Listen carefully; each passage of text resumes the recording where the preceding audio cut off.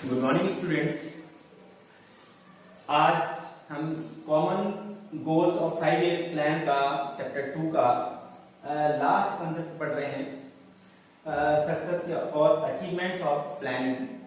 इससे पहले हम इसमें प्लानिंग की मीनिंग, प्लानिंग की importance, long period goals, short period goals, failure of planning, types of economy, सभी चीजें हम समझ चुके हैं, पढ़ चुके हैं। आज हमारा चैप्टर फिनिश हो जाएगा। इसके नोट्स अच्छे से तैयार कर लें और डीपली इनको पढ़ें। सारी वीडियो मैंने इसकी प्लेलिस्ट बना दी है, सभी एक साथ वीडियो आपको मिल जाएंगी और साथ में इसके लिंक भी हम डाल देते हैं पीछे पर। तो इस तरह से आप पूरी स्टडी चैप्टर की कर सकते हैं और करते हैं प्लीज। अब चलिए इसे समझते हैं। लास्ट पॉइंट है सक्सेस या अचीवमेंट्स ऑफ प्लानिंग। इसमें फर्स्ट पॉइंट है इंक्रीज इन नेशनल इनकम। तो हमें क्या प्लानिंग से हमें क्या सक्सेस मिली, यानी कि सफलता हमारी प्लानिंग से कहां तक मिली हमें, ये हम पढ़ रहे हैं। इसमें हमारा नेशनल इनकम इंक्रीज हुआ प्लानिंग के बाद। जब प्लानिंग स्टार्ट की उसके बाद हमारा नेशनल इनकम इंक्रीज होता चला गया। प्रायर टू प्लानिंग, प्लानिंग से पहले India national income increase at the rate of 0.5 per annum. जो प्लानिंग से पहले जो इंडिया का नेशनल इनकम थी जो वो केवल 0.5% पर एनम के हिसाब से बढ़ रही थी और it was the sign of stagnant economy. ये क्या था? एक स्टैग्नेंट इकोनॉमी, यानी कि एक नॉन वाइब्रेंट इकोनॉमी, जिस इकोनॉमी में कोई हलचल ना हो। कहने का मतलब स्थिर इकोनॉमी की निशानी थी। तो हमारी इकोनॉमी कहीं आगे बढ़ नहीं रही थी, ये था। It was in first plan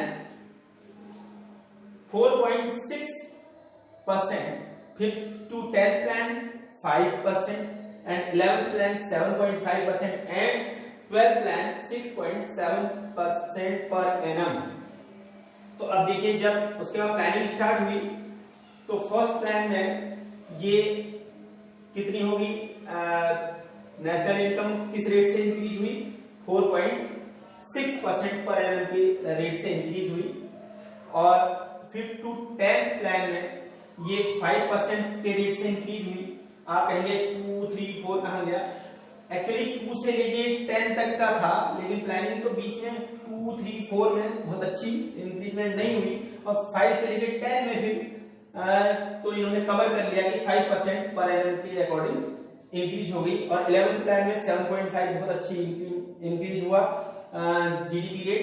और उसके बाद एट द 12th प्लान में ये 6.7% पर एनम हो गया 12th प्लान में। लेकिन उसके बाद अब देखते हैं तो इस टाइम की कंडीशन बहुत क्रिटिकल है। 4.2 समथिंग ऐसा आ रहा है। इतनी इंक्रीज भी बहुत डाउन चली गई है। और फिर आगे देखते हैं क्या होता है। आप समझते ही हैं इस टाइम इकोनॉमी पूरी हमारी इंडिया की नहीं, वर्ल्ड की इकोनॉमी डाउन जा रही है। सेकंड है increase per capita income. Planning के बाद पर कैपिटा इनकम भी इंक्रीज हुई। पर कैपिटा इनकम कहते हैं प्रति व्यक्ति आय। प्रति व्यक्ति आय का मतलब है जो देश के लोगों की इनकम कितनी हुई, बढ़ी। During the first plan 2.7% income increase. तो ड्यूरिंग द फर्स्ट प्लान में ये कितनी बढ़ी? 2.7% बढ़ी। और 11th प्लान 6% पर एनम। और 11th प्लान में देखते हैं तो उसके बाद 6% और 12th प्लान में 5.3% और इन 2016-17 में देखेंगे तो 5.7% बढ़ी। यानी कि परसेंटेज दी है कि कितनी बड़ी इंक्रीज किया है। आप ये तो बता नहीं सकते कि हर टाइम कितनी बढ़ी, तो ये इसलिए परसेंटेज में निकाला जाता है। तो फर्स्ट प्लान में जो पहले चल रही थी उससे 6.7% बढ़ गई और 11th प्लान में 6% बढ़ गई और 12th प्लान में 5.3 और 2016-17 का डाटा लिया तो उसमें 5.7। तो कुल मिलाकर हम देख सकते हैं कि पर कैपिटा इनकम बढ़ती गई। तो ये भी हमारा अचीवमेंट हुआ प्लानिंग का। थर्ड है raise in saving and investment, investment और सेविंग में भी वो भी बढ़ा। इन 2050-51 में rate of saving was 9.5% of national income, जो नेशनल इनकम देश की थी उसका 9.5% जो इन्वेस्ट क्या था सेविंग हो पाती थी। कब? 50 और 51 में, यानी प्लानिंग से पहले कितनी होती थी? जो भी नेशनल इनकम कंट्री की थी उसका केवल 9.5% और it increase to 31.3% by the end of 11th plan. 11th plan तक ये बढ़ करके जो 9.5 था वो 31.3% आ गया एंड 32.3% इन 15-16। अगर 15-16 की बात देखते हैं तो ये 32.3% इंक्रीज हो गई। लाइक इसी तरह से रेट ऑफ इन्वेस्टमेंट, ये तो सेविंग की बात कर रहे थे, सेविंग जो थी, अब इसी तरह से इन्वेस्टमेंट भी बढ़ा और 9.3% ऑफ जीडीपी इन 1950-51 में ये कितना था 9.3% इन्वेस्टमेंट होता था और जो बढ़ करके 15-16 में कितना हो गया 33.3% इन्वेस्टमेंट होने लगा। तो इन्वेस्टमेंट कहें या सेविंग कहें, दोनों चीज बड़े हैं प्लानिंग के बाद। तो ये हमारा अचीवमेंट है प्लानिंग का, इतना नोट कर लीजिए। इसके बाद कुछ अचीवमेंट्स और हैं, उसे समझाते हैं।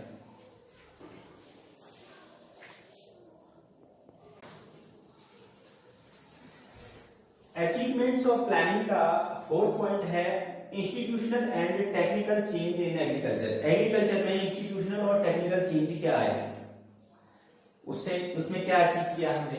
इंस्टीट्यूशनल कहते हैं संस्थागत को और टेक्निकल टेक्निक। दो तरीके से चेंज होते हैं। जैसे लैंड रिफॉर्म्स है, लैंड रिफॉर्म्स में यानी भूमि सुधार, तो ये एक संस्थागत है, यानी कि कहने का मतलब है कि गवर्नमेंट के इंस्टीट्यूशन के द्वारा इसमें जो लैंड रिफॉर्म्स किया जाना, that is called institutional change. तो इसमें क्या क्या गवर्नमेंट ने, एक तो एबोलिशन ऑफ इंटरमीडिएरीज।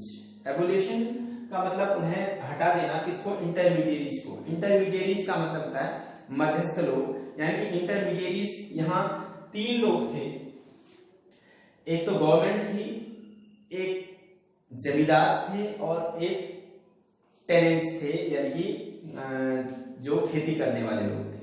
ये तीनों के बीच का एग्रीकल्चर सिस्टम 3 लोगों में बटा हुआ था, 3 तरह के लोगों में बटा हुआ था।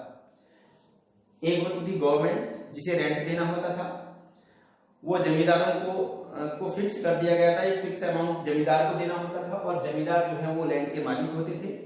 और जो टेनेंट्स कह सकते हैं या इसको खेती करने वाले लोग, जैसे फार्मर कह सकते हैं आप, तो वो जमींदार उनसे जितना चाहिए उतना ले सकते थे, उन्हें छूट थी पूरी। तो उसमें से ये इंटरमीडिएरीज का मतलब है जो जमींदारी प्रथा है उसे खत्म कर दिया गया गवर्नमेंट के द्वारा। दूसरी बात, लैंड रिफॉर्म्स में दूसरा क्या गया, moderation and regularisation of rent. जो रेंट था उसको मॉडरेट कर दिया गया, यानी कि उसको एक बीच में लाके रख दिया गया, बहुत ज्यादा नहीं बहुत कम नहीं, उसको एक अकॉर्डिंग टू लैंड के हिसाब से उसको बांट दिया गया और रेगुलाइजेशन कर दिया गया, उसको रेगुलर तरीके से लागू कर दिया गया। तीसरी बात है ceiling on land holdings and redistribution. Land holdings का सीलिंग कर देना। सीलिंग ऑफ लैंड होल्डिंग्स का मतलब होता है कि जो लैंड होल्डिंग्स मैक्सिमम लिमिट एक व्यक्ति कितनी अपने पास लैंड रख सकता है, ये निर्धारित करना गवर्नमेंट का, इसे सीलिंग कहा जाता है। यानी कि ऐसा नहीं है कि एक व्यक्ति बहुत सारी जमीन का मालिक हो सकता है और दूसरे को कुछ नहीं मिले, ऐसा नहीं है। तो उसमें एक लिमिट निर्धारित की जाती है, ऊपरी सीमा निर्धारित कर दी जाती है कि सपोज फॉर एग्जांपल एक व्यक्ति 100 बीघा जमीन, अगर 100 यानी 100 हेक्टेयर जमीन कह सकते हैं आप कि ले सकता है तो मैक्सिमम तो उतनी ही होगी, उससे ज्यादा वो नहीं ले सकता। तो इस तरह से लैंड सीलिंग कर दी गई और रिडिस्ट्रीब्यूशन कर दिया गया, जो बहुत ज्यादा थी किसी के पास उसको रिडिस्ट्रीब्यूशन कर दिया गया और लोगों में दे दिया गया जिनके पास नहीं थी उनको दे दिया गया। तो इसे ceiling and redistribution of land कहेंगे। ये सुधार लाया गया इंस्टीट्यूशनल रिफॉर्म्स में। और लास्ट है इसमें optimising holding size through consolidation of holdings. Consolidation of holding का मतलब होता है इसे चकबंदी कहते हैं, जो इसका पॉपुलर नेम है चकबंदी। कहने का मतलब है कि जो पहले कुछ टाइम स्कैटर्ड जैसे जो थे इधर उधर फैले हुए थे जमीन के टुकड़े, तो उनको एक साथ लेकर के उनकी चकबंदी कर देना और उसको ऑप्टिमाइज कर देना, उसको योग्य बना देना, खेती करने के योग्य बना देना सब। तो इस तरह से ये सुधार उसमें किए गए 5 ईयर प्लान के दौरान। तो ये अचीवमेंट्स हैं हमारे। उसके बाद इसमें टेक्निकल रिफॉर्म्स में जाए। टेक्निकल रिफॉर्म्स में दो चीजें यूज हुई। एक तो HYB सीड्स। HYB सीड्स का मतलब है हाई यील्डिंग वैरायटी, जो अच्छी प्रोडक्शन दे सकते हैं, ऐसी वैरायटी सीड्स की यूज की गई। और दूसरा यूज ऑफ न्यू टेक्नोलॉजी, जो ट्रेडिशनल टेक्नोलॉजी चल रही थी जैसे हल या बैल से खेत जोते जाते थे, वो चीज को चेंज किया गया, ट्रैक्टर्स, थ्रेशर्स, इन सब का यूज किया गया, नई नई टेक्नोलॉजी यूज की गई। तो इस तरह से इसका भूमि सुधार यानी लैंड रिफॉर्म्स किए गए। तो ये टेक्निकल चेंज आ गए। उसके बाद फिफ्थ पॉइंट है इकोनॉमिक इंफ्रास्ट्रक्चर। इकोनॉमिक इंफ्रास्ट्रक्चर में चेंज आया। उसमें क्या चेंज आया? Increase in railways. रेलवेज का इंक्रीज विस्तार हुआ, रेलवेज और बढ़ा दिया गया कंट्री में। दूसरा increase in power generation. Power generation बढ़ाई गई, यानी कि जो बिजली ज्यादा पैदा होने लगी उसको ऐसी प्लानिंग की गई कि बिजली ज्यादा पैदा की गई। और growth of IT sector. IT sector में एक रिवॉल्यूशन यानी कि एक क्रांति आ गई, तो IT सेक्टर काफी आगे बढ़ गया। उसके बाद 5 ईयर प्लान स्टार्ट होने के बाद और क्या अचीवमेंट हुई ये देखिए 6 पॉइंट में। सोशल इंफ्रास्ट्रक्चर, हमारा सोशल इंफ्रास्ट्रक्चर काफी चेंज हुआ। Decrease in death rate. Death rate बहुत कम हो गई, जो 1951 में 27 पर 1000 थी डेथ रेट, और बर्थ रेट जो है 1000 में काउंट की जाती है, जो 1000 से 27 एक्सपायर हो जाते थे। डेथ रेट क्या थी? 27 पर 1000 थी 51 में। अगर 1000 में से 27 की मृत्यु हो जाती थी, तो 2016 में वो घट करके कितनी रहेगी? 6.4 पर 1000 रह गई। तो इस तरह से डिक्रीज होगी डेथ रेट। और इंक्रीज इन लाइफ एक्सपेक्टेंसी, जो हमारे जीवन की जो औसत उम्र जिसे कहते हैं हम, औसत उम्र जो जीवन की, वो हमारी बढ़ गई लाइफ एक्सपेक्टेंसी। वो 1951 में एक साधारण मनुष्य की जो उम्र है वो 32 ईयर, एवरेज एज जो है वो 32 ईयर मानी जाती थी। अब आप ये कहेंगे कि सभी 32 ईयर में एक्सपायर हो जाते थे, ऐसा नहीं। कहने का मतलब है कोई अगर 60 तक जीवित रहा तो कोई 10 ईयर में, कोई 15 ईयर में, कोई 20 ईयर में एक्सपायर हो गया।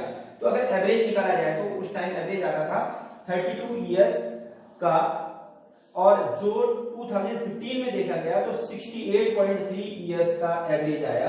तो कहने का मतलब है कि अब जो है वो अकाल मृत्यु या जल्दी मृत्यु नहीं होती। और इसका मतलब है हमारा जो हेल्थ केयर सिस्टम है वो बहुत अच्छा है, अच्छा हो गया। उसमें बहुत ज्यादा हॉस्पिटल्स बन गए, बहुत ज्यादा केयर होने लगी, जिससे कि आदमी की जो औसत जो एज है वो बढ़ करके 32 से 68.3 ईयर हो गई। उसके बाद है एम्प्लॉयमेंट भी इंक्रीज हुआ। एम्प्लॉयमेंट, रोजगार बहुत बढ़ता रहा। आप ये तो कह नहीं सकते कि सभी को 100% रोजगार मिला, लेकिन पॉपुलेशन भी तो इंक्रीज हुई, पॉपुलेशन भी तो बहुत ज्यादा बढ़ रही है। तो इसलिए हमें लगता है कि हमें रोजगार नहीं मिल रहा है, बट गवर्नमेंट ने बहुत प्रयास किए और रोजगार बढ़ाया। उसके बाद 8th पॉइंट है इंटरनेशनल ट्रेड। इंटरनेशनल ट्रेड में भी हमने बहुत प्रोग्रेस की प्लानिंग के बाद, 1951 के बाद। Composition of export and import. Composition कहते हैं कि हम एक्सपोर्ट और इंपोर्ट जो ट्रेड में, कंपोजिशन का मतलब होता है कि हम क्या एक्सपोर्ट कर रहे हैं, हम क्या इंपोर्ट कर रहे हैं, इन दोनों को जो मिला करके उसे कंपोजिशन कहा जाता है। तो composition of export and import has change. जो कंपोजिशन पहले था 1951 उससे, और जो बाद में हमारी प्लानिंग के बाद कंपोजिशन बिल्कुल चेंज हो गया। उससे पहले हम क्या करते थे, रॉ मटेरियल्स को तो एक्सपोर्ट करते थे और फिनिश्ड गुड्स को इंपोर्ट करते थे, लेकिन बाद में क्या हुआ कि इसके जस्ट रिवर्स हो गया। यानी कि हम क्या करने लगे कि हम फिनिश्ड गुड्स को एक्सपोर्ट करने लगे और कुछ हमारी जरूरत की चीजें उन्हें हम इंपोर्ट करने लगे। तो इस तरह से रॉ मटेरियल के रूप में, या कैसे कह सकते हैं आप, उन्हें हम इंपोर्ट करने लगे, तो काफी चेंज आ गया। तो composition of export and imports has change. Now we are exporting engineering goods. आज की डेट में हम क्या करते हैं, इंजीनियरिंग गुड्स को एक्सपोर्ट करते हैं। It is the sign of India is an industrial nation. तो आज ये इस बात का सूचक है, इस बात का साइन, इस बात को इंडिकेट करता है कि इंडिया जो है आज इंडस्ट्रियल नेशन है, यानी कि एक इंडस्ट्रियल नेशन है।